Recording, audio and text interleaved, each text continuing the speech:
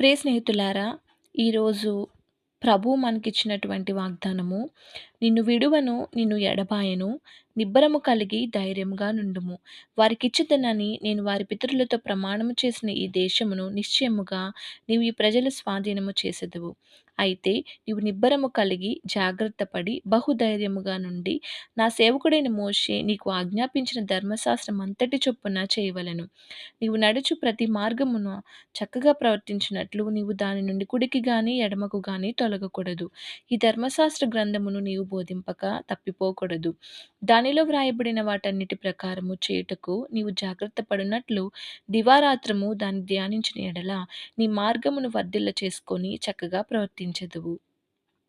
నేను నీకు ఆజ్ఞ ఇచ్చి ఉన్నాను గదా, నిబ్బరము కలిగి ధైర్యముగా నుండుము. దిగులు పడకుము, జడియకుము. నీవు నడుచు మార్గమంతటిలో నీ దేవుడైన యెహోవా నీకు తోడైయుండును. మీ జీవితంలో కాంపిటీటివ్ ఎగ్జామ్స్‌లో ఓడిపోయానని దిగులు చెందుచున్నారా?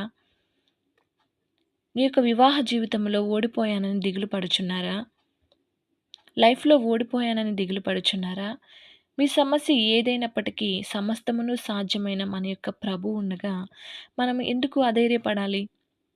ప్రభువు చెప్పుచున్నాడు, ఇదిగో మనం నిబ్బరము కలిగి జాగ్రత్త పడి ఉంటే తప్పకుండా ఆయన మన ఎడల తన కార్యాన్ని తగిన సమయమందు తప్పకుండా చేస్తారు. ఆయన ఒక్కటే మనకి చెప్తున్నారేంటంటే, ఆయన యొక్క వాక్యాన్ని ప్రతిరోజు కూడా మనం ధ్యానించాలి. అలాగే మన మార్గములను సరళము చేసుకోవాలి.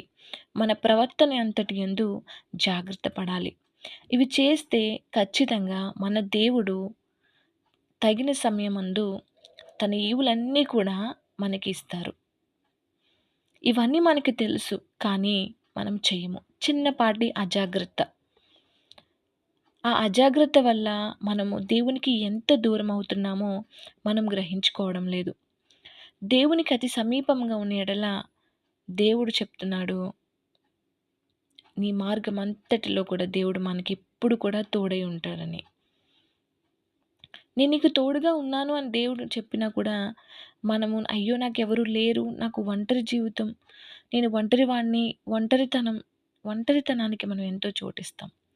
కానీ ఇవి చేస్తే ఒక 5 మినిట్స్ మనం చేసిన యెడల మనం దేవునికి ఎంతో సమీపంగా ఉంటాము. ఆయన యొక్క ఈవులన్నీ కూడా ఈ లోకంలో పొందుకుంటాము. Praise the lord.